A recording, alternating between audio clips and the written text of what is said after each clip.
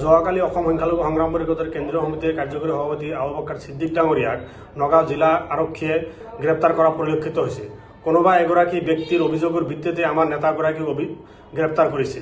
এই বিষয়ে আমাৰ নগাঁও জিলা আৰক্ষীলৈ সন্দেহ পুজিছে যে যিহেতু যোৱা কিছুদিনৰ পৰা আমি নামনিৰ শ্ৰমিকক উজনি অসমত যাবলৈ বাধা দি আহিছোঁ, তেনে ক্ষেত্ৰত আমি দেখিছোঁ যে নগাঁও জিলা আৰক্ষীৰ এই বিষয়ত স্থিতি আমাৰ বিৰুদ্ধে তেওঁলোকে যেনে তেনেই মধ্য অসম তথা নামনি অসমৰ শ্ৰমিকখিনি উজনি অসমত পঠিয়াবলৈ অহৰহ চেষ্টা কৰি আহিছে। কিন্তু আমি কৈ আছোঁ যে যেতিয়ালৈকে মাননীয় মুখ্যমন্ত্ৰী ডাঙৰীয়াই নামনিৰ শ্ৰমিকখিনি উজনি অসমত যাব, এই বিষয়ে তেওঁ নিৰাপত্তাৰ দায়িত্ব ল'ব, তেতিয়াহে আমি এই শ্ৰমিকখিনি যাবলৈ দিব পাৰোঁ। তেনে ক্ষেত্ৰত দেখা পাইছোঁ যে নগাঁও জিলা আৰক্ষীৰ কি এনেকুৱা ব্যক্তি ন্যস্ত স্বাৰ্থ জড়িত হৈ আছে, তেওঁলোকে বাৰম্বাৰ উজনি অসমত পঠোৱাৰ কাৰণে শ্ৰমিকখিনিক অহৰহ চেষ্টা কৰি আছে।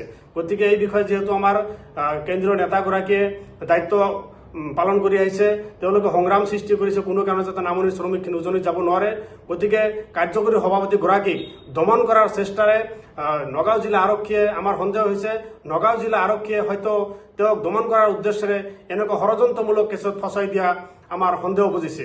গতিকে আমি এই বিষয়টো নগাঁও জিলা আৰক্ষীক গৰিহণা দিছোঁ আৰু এই বিষয়টো অতি শীঘ্ৰেই হয়তো আদালতৰ আমি দ্বাৰস্থ হ'ম আৰু আমি আদালতে আমি ন্যায় পাম বুলি আশা ৰাখিছোঁ। তো হ'লেও যিহেতু এটা ডাঙৰ এটা অভিযোগ উত্থাপিত হৈছে, সেয়েহে আমি কেন্দ্ৰীয় সমিতিৰ সন্মানীয় কাৰ্যকৰী সভাপতি ডাঙৰীয়াক তেখেতৰ বিৰুদ্ধে যি অভিযোগ উত্থাপিত হৈছে, এই অভিযোগটো আমি চালি জাৰি চোৱাৰ বাবে বা তদন্ত কৰাৰ বাবে যোৱাকালি এক বিশেষ সভাৰ জৰিয়তে আমি এই বিষয়টোৰ ওপৰত তদন্ত কমিটি ঘোষণা কৰিছোঁ। সন্মানীয় সভাপতিৰ নেতৃত্বাধীন 3জনীয়া কমিটিয়ে তদন্ত কৰিব আৰু এই তদন্তৰ খাতিৰত তেওঁক আমি তেখেতৰ যি পদবী আছিল কাৰ্যকৰী সভাপতি পদ, তেখেতৰ এই সভাপতিৰ পদবীৰ পৰা সাময়িকভাৱে স্থগিত ৰাখিছোঁ, সাময়িকভাৱে অব্যাহতি দিছোঁ। যোৱাকালি অসম সংখ্যালঘু সংগ্ৰাম পৰিষদৰ কেন্দ্ৰীয় সমিতিৰ কাৰ্যকৰী সভাপতি আবু বক্কৰ ছিদ্দিক ডাঙৰীয়াক নগাঁও জিলা আৰক্ষীয়ে গ্ৰেপ্তাৰ কৰা পৰিলক্ষিত হৈছে। কোনোবা এগৰাকী ব্যক্তিৰ অভিযোগৰ ভিত্তিতে আমাৰ নেতাগৰাকীক গ্ৰেপ্তাৰ কৰিছে।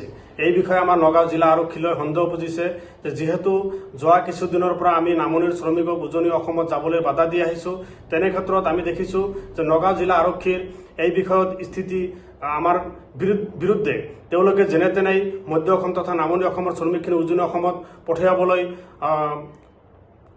অহৰহ চেষ্টা কৰি আহিছে।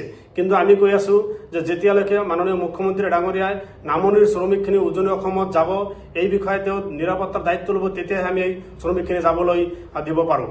তেনে ক্ষেত্ৰত দেখা পাইছোঁ যে নগাঁও জিলা আৰক্ষীৰ কি এনেকুৱা ব্যক্তি ন্যস্ত স্বাৰ্থ জড়িত হৈ আছে, তেওঁলোকে বাৰম্বাৰ উজনি অসমত পঠোৱাৰ কাৰণে শ্ৰমিকখিনিক অহৰহ চেষ্টা কৰি আছে।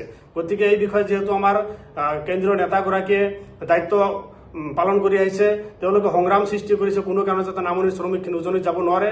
গতিকে কাৰ্যকৰী সভাপতিগৰাকীক দমন কৰাৰ চেষ্টাৰে নগাঁও জিলা আৰক্ষীয়ে, আমাৰ সন্দেহ হৈছে নগাঁও জিলা আৰক্ষীয়ে হয়তো তেওঁক দমন কৰাৰ উদ্দেশ্যেৰে এনেকুৱা ষড়যন্ত্ৰমূলক কেছত ফচাই দিয়া আমাৰ সন্দেহ বুজিছে।